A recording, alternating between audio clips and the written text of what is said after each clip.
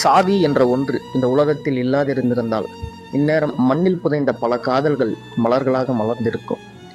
நான் ஏன் இந்த லைன்ஸை சொல்றேன்னு பார்த்தீங்கன்னா, திருநெல்வேலி கிட்ட சாதிய காரணமா காட்டி ஒரு வாலிபரை ஓட ஓட வெட்டி கொண்டிருக்கானுங்க.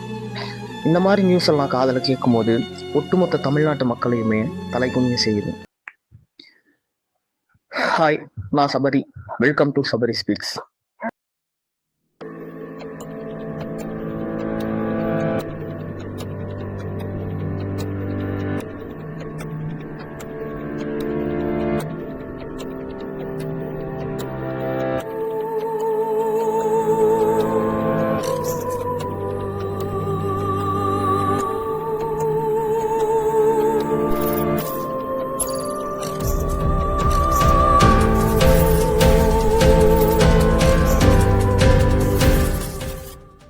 கவின் செல்வ கணேஷ் அப்படிங்கிறது இவரோட பேரு.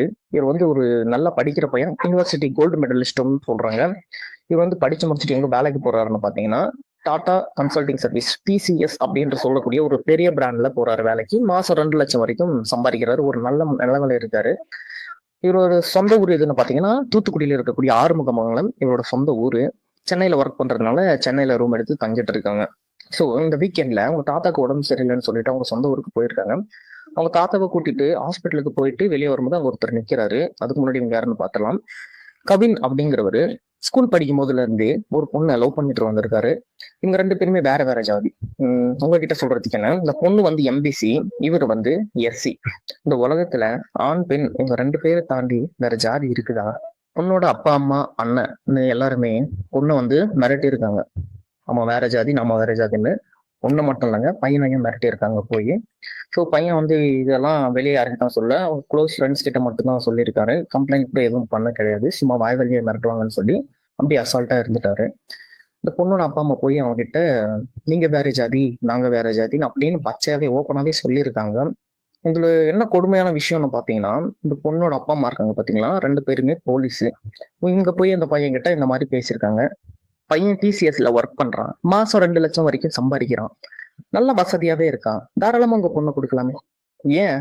ஜாதி அப்படிங்கிறது உங்க அடையாளம் கிடையாது, ஒரு பேரு தான். ஸோ முன்னாடி சொன்ன பாத்தீங்களா, இவர் ஹாஸ்பிட்டல் இருந்து ட்ரீட்மெண்ட் முடிச்சுட்டு வெளியே வரும்போது வெளியே ஒருத்தர் நின்றுட்டு இருக்காருன்னு. அவர் யாருன்னு பாத்தீங்கன்னா, இந்த பொண்ணோட அண்ணன். அவர் பேரு சுஜித். ஸோ இவர் போய் கவின் கிட்ட, வாங்க உங்ககிட்ட அப்பா அம்மா ஏதோ பேசணும்னு சொன்னாங்க, இன்னைக்கு வீக்கெண்டு, அம்மா அப்பா வீட்டுல தான் இருக்காங்க, வாங்கன்னு சொல்லி கூப்பிட்டு போயிருக்காரு. ஸோ கவினும் ஒரு ஆசையில அவங்க கிட்ட போய் பேசி ஏதாச்சும் சமாளிச்சுட்டு அரேஞ்ச் மேரேஜ் பண்ணிடலான்ற ஒரு ஆசையில அவர் கூட ஆசை ஏறி வண்டியில போயிருக்காரு. ஸோ போயிட்டு வீட்டுக்கிட்ட பார்த்தப்போ வீடு பூட்டி இருக்கு. அப்போ கவின் கேட்டிருக்காரு, என்னப்பா அம்மா அப்பா வீட்டுல இருக்காங்கன்னு சொன்னேன், வீட்டுல யாருமே இல்லை, பூட்டி இருக்கு அப்படின்னு சொல்லி கேட்டிருக்காரு. ஸோ இப்படி பேசிட்டு இருக்கும் போதே இந்த சுஜித் என்ன பண்ணிருக்காருன்னு பாத்தீங்கன்னா, மிளகா பொடி எடுத்து கண்ணில் தூவிட்டு இருக்காரு. தூவிட்டு அவர் வண்டியில வச்சிருந்த அந்த அருவாவை எடுத்து வெட்ட ஆரம்பிச்சிருக்காரு. கவின் தப்பிச்சு ஓட முயற்சிக்கும் போது கவரி கீழே விழுந்து உடனே அந்த சுஜித் வந்து கவினை வெட்டி கொன்னுடுறாரு. கொன்னுட்டு அந்த கத்தியை எடுத்துட்டு நேர ஸ்டேஷனுக்கு போயிட்டு, நான் இந்த மாதிரி ஒரு கொலை செஞ்சுட்டேன் அப்படின்னு சொல்றாரு. இவருக்கு என்ன ஒரு நம்பாசனா, நம்ம அப்பா அம்மா போலீஸ் நம்மளை எப்படியாச்சும் வெளியே எடுத்துருவாங்கிற ஒரு திமிர்ல இந்த மாதிரி பண்ணிருக்காரு. சுஜித் வந்து கவினை வெட்டும் போது என்ன சொல்லியிருக்காருன்னு பாத்தீங்கன்னா, நீங்க என்ன ஆளுங்க, நாங்க என்ன ஆளுங்க, நீ எல்லாம் போய் எங்க ஜாதி பொண்ணுக்கு ஆசைப்படலாமா அப்படின்னு சொல்லி சொல்லி வெட்டினதா சொல்றாங்க. இதெல்லாம் வச்சு பார்க்கும்போது இதெல்லாம் ஒரு சாதி அடிப்படையால செய்யப்பட்ட ஒரு ஆணவ கொலைன்றது தெளிவா தெரியுது. ஸ்டேஷனுக்கு போன சுஜித் மேல எஃப்ஐஆர் ஃபைல் பண்ணி கேஸ் போட்டுறாங்க. சுஜித் மேல மட்டும் கிடையாது, அவங்க அப்பா அம்மா மேலையும் போட்டுறாங்க. இவ்வளோ டெக்னாலஜியான இந்த உலகத்துல, இந்த காலகட்டத்துல இன்னமும் சாதி சாதின்னு சொல்லிக்கிட்டு அடிச்சுக்கிறது, கொல்றது, இதெல்லாம் பார்க்கும்போது ரொம்பவே மனசங்கடமா இருக்குது. இப்ப நான் எக்ஸாம்பிளுக்கு சொல்றேன். நீங்க ரோட்ல விழுந்து உயிருக்கு போராடிட்டு இருக்கீங்க. அப்போ அந்த தாழ்ந்த ஜாதின்னு ஒருத்தனை சொன்னீங்க பாத்தீங்களா, அவன் வந்து உங்களுக்கு தண்ணி கொடுக்கும்போது, அவன் கொடுக்குற தண்ணி குடிச்சுதான் நான் உயிர் வாழணும்னா, அப்படிப்பட்ட உயிர் எனக்கு தேவையில்லைன்னு உங்களால சொல்ல முடியுமா? இல்ல அவன் குடிக்கிற தண்ணியை தான் உங்களால குடிக்காம இருக்க முடியுமா? அப்பெல்லாம் உங்க ஜாதி கண்ணுக்கு தெரியாதுல்ல. இதெல்லாம் எதுக்காக பண்றீங்க? உங்க ஜாதிக்காரங்க என்ன சொல்லுவாங்க, உங்க சொந்தக்காரங்க என்ன சொல்லுவாங்கிறதுக்காக தானே. உங்களுக்கு கஷ்டம்னு போய் ஒரு 1000 ரூபாய் கேட்டு பாருங்க, ஒருத்தனும் கூட கொடுக்க மாட்டான். சும்மா பேருக்கு தான் ஜாதிக்காரன் சொந்தக்காரன்னு சொல்லிட்டு. இப்ப நீங்க அந்த பையனை கொன்னதுனால என்ன பண்ணீங்க? உங்க பொண்ணோட சந்தோஷத்தையும் புடிங்கிட்டீங்க. வாழ வேண்டிய உங்க பையனை ஜெயிலுக்கு அனுப்பிச்சிட்டீங்க. வாழ்ந்துட்டு இருந்த ஒரு தாழ்த்தப்பட்ட சமூகத்துல இருந்து மேல வந்து ஒரு நல்ல நிலைமையில வாழ்ந்துட்டு இருந்த அந்த பையனோட பையனை கொண்டு அவன் குடும்பத்தை நடுத்தெருவுக்கு கொண்டு வந்து நிறுத்திட்டீங்க. இதெல்லாம் எதுக்காக?